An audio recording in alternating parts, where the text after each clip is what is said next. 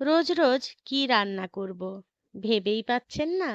তাহলে আজকের এই সহজ ঘরোয়া আলুর তরকারিটা একবার অবশ্যই ট্রাই করুন।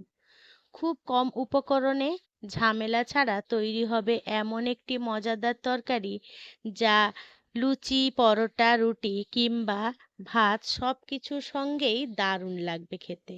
প্রতিদিনের আলুর তরকারি যদি এই পদ্ধতিতে রান্না করেন তবে সবাই আঙুল চাটতে বাধ্য হবে। এটা কিন্তু আমি গ্যারেন্টি দিচ্ছি। রান্নার একটু পদ্ধতি আর মশলাগুলোর একটু হেরফের করে দিলেই সাধারণ আলুর তরকারিও হয়ে উঠবে অসাধারণ। তাই সমস্ত দর্শক বন্ধুদের কাছে একান্ত অনুরোধ রইল রেসিপিটি স্কিপ না করে সম্পূর্ণ দেখার জন্য। নমস্কার বন্ধুরা, ইজি কুক চ্যানেলে আপনাদের সবাইকে স্বাগত জানাই। চলুন শুরু করছি। দারুণ স্বাদের এই নিরামিষ আলুর তরকারি বানানোর জন্য আমি এখানে সেদ্ধ আলু নিয়ে নিয়েছি। প্রথমে আলুগুলোকে বেশ সুন্দর করে ছাড়িয়ে নেব। আমি আমার পরিমাণ মতন আলুর পরিমাণ নিয়ে নিয়েছি। আমি এখানে বড় সাইজের 4টে আলু নিয়ে নিয়েছি। আপনারা যে পরিমাণ তরকারি বানাবেন সেই পরিমাণ অনুযায়ী আপনারা আলুর পরিমাণটা বাড়িয়ে বা কমিয়ে নেবেন। আমার এই রেসিপিটি যদি কোনো নতুন বন্ধু ইউটিউব থেকে দেখে থাকেন, আমার এই ক্ষুদ্র চ্যানেলটিকে সাবস্ক্রাইব করে আমার পাশে থাকার জন্য অনুরোধ করছি। আর পাশে থাকা বেল আইকনটি অবশ্যই প্রেস করে রাখবেন। যখন আমি নিত্য নতুন কোনো রেসিপি দেবো সবার আগে খুব সহজেই নোটিফিকেশান আপনাদের কাছে পৌঁছে যাবে। কথা বলতে বলতে আলুগুলোকে হাত দিয়ে এইরকম বড় বড় টুকরো করে ভেঙে ভেঙে নিয়েছিলাম। এইভাবে বানালে আলুর তরকারিটা যেমন সুন্দর গ্রেভি হয়, খেতে ভীষণ মজাদার হয়। আপনারা চাইলে সেদ্ধ আলু কেটেও এই তরকারিটা রান্না করে নিতে পারেন। রান্না শুরু করার আগে আমরা একটা সিক্রেট মশলা বানিয়ে নিই। তার জন্য গ্যাসে কড়াই বসিয়ে দিয়েছি। কড়াইতে প্রথমে দুটো শুকনো লঙ্কা দিয়ে দিলাম, একটা তেজপাতা দিয়ে দিলাম, 1 চামচের মতন জিরে দিয়ে দিলাম, আর দিয়ে দিলাম 1 চামচ মতন গোটা ধনিয়া।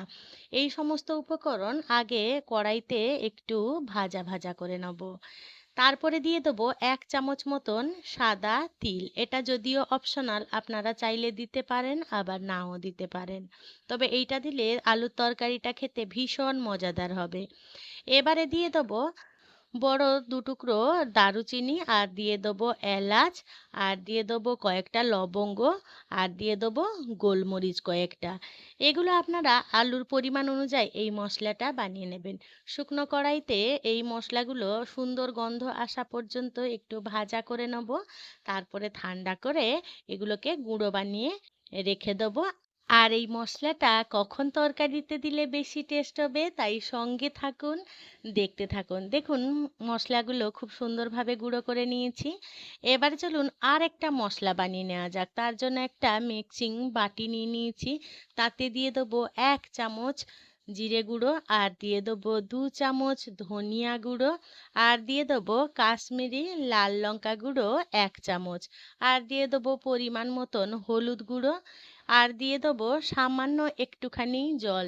এই সমস্ত উপকরণ দিয়ে এই গুঁড়ো মশলাগুলোর একটা পেস্ট বানিয়ে নেব। দিয়ে এটাকে বানিয়ে রেখে দেবো 2-3 মিনিটের মতন। এইভাবে যদি মশলাটা বানিয়ে নেন তাহলে এই তরকারির কালার আর স্বাদ একেবারেই আলাদা হয়ে যাবে। এটা ভালো করে গোলা হয়ে গেলে এবারে চলুন মূল রান্নাটা শুরু করা যাক। তার জন্য গ্যাসে কড়াই বসিয়ে দিয়েছি। কড়াইটা বেশ গরম হয়ে গেলে 2 টেবিল স্পুনের মতন সর্ষের তেল দিয়ে দিলাম। তেল খুবই অল্প পরিমাণে দিলাম। এবারে তেলটা গরম হয়ে গেলে ফোড়নে দিয়ে দেবো 1 চামচ গোটা জিরে, একটা শুকনো লঙ্কা, আর হিং। এই ফোড়নটা খুব সুন্দর করে ভাজা করে নেব যতক্ষণ না এই ফোড়ন থেকে একটা সুন্দর মিষ্টি গন্ধ বেরোচ্ছে ততক্ষণ। যখন সুন্দর মিষ্টি গন্ধ বেরোবে আগে থেকে যে গুঁড়ো মশলাগুলো পেস্ট করে রেখেছিলাম সেই মশলাটা তেলের মধ্যে দিয়ে দিলাম। দিয়ে বেশ ভালো করে নাড়াচাড়া করে একটু তেলের সাথে কষিয়ে নেব। এই পর্যায়ে দিয়ে দেবো 2 ইঞ্চি মতন আদা গ্রেট করে রেখেছিলাম। এখানে এই তরকারিতে গ্রেট করা আদা দিলে ভীষণ ভালো লাগবে খেতে। তাই আপনারা অবশ্যই গ্রেট করা আদা দেওয়ার চেষ্টা করবেন, তবে বাটাটা দিলে খুব বেশি টেস্ট হবে না। এবারে ওই মিক্সিং গ্রাইন্ডার জারটার মধ্যে আমি 1.5খানা টমেটো পিউরি বানিয়ে নেব। দেখুন টমেটোর পিউরি বানিয়ে নিয়েছি। আর এদিকে যে মসলাটা কষতে দিয়েছিলাম সেখান থেকে আদার কাঁচা গন্ধ কিন্তু চলে গেছে। আর দেখুন কালারটা কত সুন্দর চলে আসছে। এবারে বেটে রাখা টমেটোর পিউরিটা দিয়ে দেবো। দিয়ে বেশ ভালো করে নাড়াচাড়া করে আবারও টমেটোর কাঁচা গন্ধ যাওয়া পর্যন্ত কিন্তু রান্না করব। এই মসলাটা কিন্তু আমি গ্যাসের ফ্লেম লো টু মিডিয়াম আঁচে রেখেই মসলাটা কষিয়ে নিচ্ছি। আর যতক্ষণ না মসলাটার গা থেকে তেল রিলিজ হয়ে আসছে ততক্ষণ কিন্তু এই মশলাটাকে কষিয়ে নিতে হবে। এখানে একটা কথা বলে রাখি, ঝালটা অবশ্য আপনাদের পছন্দ মতন বাড়িয়ে বা কমিয়ে নেবেন। আমি এখানে দুটো কাঁচা লঙ্কা দিয়ে দিলাম গোটা। যেহেতু বাড়ির বাচ্চারা আছে আপনারা চাইলে এই লঙ্কা চিড়েও দিতে পারেন, তাতে কোনো রকম অসুবিধা নেই। 100% গ্যারেন্টি দিয়ে বলছি, আলু দিয়ে তৈরি এই রেসিপিটি একবার খেলে সারা জীবন মুখে এর স্বাদ লেগে থাকবে। তাই আপনাদের কাছে অনুরোধ রইল, অবশ্যই একবার আলুর তরকারি এইভাবে বানিয়ে দেখবেন। আপনাদের সাথে কথা বলতে বলতে দেখুন মশলাটার গা থেকে খুব সুন্দর তেল ছেড়ে এসেছে আর টমেটো থেকেও কাঁচা গন্ধ চলে গেছে। এবারে যে বাটিটায় মশলাটা গুলেছিলাম সেই বাটিটা ধুয়ে সামান্য একটু জল দিয়ে দিলাম। এর আগে কিন্তু আমি কোনো রকম জল ব্যবহার করিনি। এই রকম মশলাটা কষিয়ে নিলে তরকারি কালারটা কিন্তু ভীষণ সুন্দর হয়। দেখুন কত কম তেল দিয়েও কত সুন্দর কালার চলে এসেছে। এই পর্যায়ে দিয়ে দেবো সেদ্ধ করে রাখা আলু। এবারে দিয়ে দেবো তরকারির স্বাদ মতো নুন। এবারে এই সেদ্ধ করে রাখা আলুগুলোকে এই মশলাটার সাথে বেশ 2-3 মিনিট মতন কষিয়ে নেব। এইভাবে মশলাটার সাথে কষিয়ে নিলে এই মশলাগুলো আলুর মধ্যে ঢুকবে আর তরকারিটা খেতে ভীষণ মজাদার হবে। এই ছোট ছোট রান্নার ট্রিকগুলো যদি আপনারা ইউজ করেন তাহলে তরকারির স্বাদটা কিন্তু দ্বিগুণ বেড়ে যাবে। তাই দেখুন কথা বলতে বলতে আলুগুলোকে 2-3 মিনিটের মতন কষিয়ে নিয়েছিলাম আর বেশ মশলাটার সাথে খুব সুন্দরভাবে মিশে গেছে। কষিয়ে নিয়েছিলাম। কষিয়ে নেওয়ার পরে দেখুন আলুর কালারটা কতটা সুন্দর হয়েছে। অন্যদিকে একটা পাত্রতে জল ফুটতে বসিয়ে দিয়েছি, কারণ এই আলুর তরকারিতে গরম জল ব্যবহার করব। গরম জল ব্যবহার করলে তরকারি কালারটা যেমন ভালো থাকবে আর তরকারির স্বাদটাও বজায় থাকবে। তাই যে কোনো তরকারিতে আপনারা অবশ্যই গরম জল দেবেন। আর আপনারা যে পরিমাণ ঝোল খাবেন বা পছন্দ করেন সেই পরিমাণ অনুযায়ী জলের পরিমাণটা বাড়িয়ে বা কমিয়ে নেবেন। আমি আমার মতন দিয়ে দিলাম, তবে খুব বেশি ঝোল ঝোল করব না, আবার খুব বেশি ঘনও করব না। একদম মাখো মাখো হবে, সেইভাবেই খেতে ভালো লাগবে। এভাবে নিরামিষ ভাঙা আলুর তরকারি বানালে লুচি পুরি সবার সাথে কিন্তু একেবারেই জমে যাবে। আর মিষ্টির দোকানে যে ভাঙা আলুর তরকারি হয় সেই মিষ্টি দোকানের স্বাদের আলুর তরকারিকেও হার মানাবে।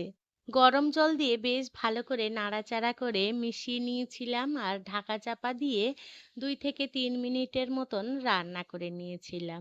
2-3 মিনিট পর দেখাচ্ছি, দেখুন তরকারিটা খুব সুন্দরভাবে কালারও চলে এসেছে আর আলুটাও সম্পূর্ণ ঝোলের সাথে মিশে দুর্দান্ত একটা স্ট্রেকচার তৈরি হয়েছে। এই পর্যায়ে দিয়ে দেবো 1/2 চামচ মতন চিনি। যেহেতু নিরামিষ তরকারি খুব সুন্দর ব্যালেন্স আসবে তাই চিনিটা অবশ্যই দেবেন। এবারে দিয়ে দেবো কসুরি মেথি আর দিয়ে দেবো গুঁড়ো করে রাখা সেই সিক্রেট মশলাটা। দিয়ে বেশ ভালো করে সমস্ত উপকরণ নাড়াচাড়া করে মিশিয়ে নেব আর মিনিট 2-এর মতন রান্না করে নেব, যাতে সমস্ত মশলার ফ্লেভারটা সমস্ত তরকারির আনাচে কানাচে ছড়িয়ে পড়ে। এই পর্যায়ে দিয়ে দেবো দুটো কাঁচা লঙ্কা। এই কাঁচা লঙ্কার ফ্লেভারটা কিন্তু অসাধারণ লাগবে।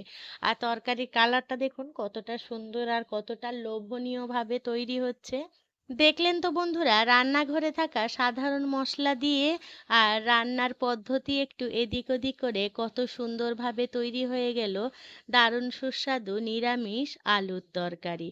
আপনারা যদি আমার পদ্ধতি অবলম্বন করে আপনারা বানিয়ে থাকেন তাহলে তো খেয়ে আমাকে অবশ্যই কমেন্ট করে জানিয়ে যাবেন আপনাদের কেমন লাগলো। আর আজকের এই আলুর তরকারিটা যদি কোনো অংশে আপনাদের একটুও ভালো লেগে থাকে, ছোট্ট একটা লাইক করে দেবেন প্রতিদিনের মতন।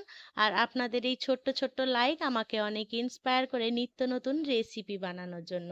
খুব বেশি ভালো লেগে থাকলে বন্ধু বান্ধব কিংবা প্রিয়জনদের সাথে শেয়ার করে তাদেরও দেখার সুযোগ করে দেবেন।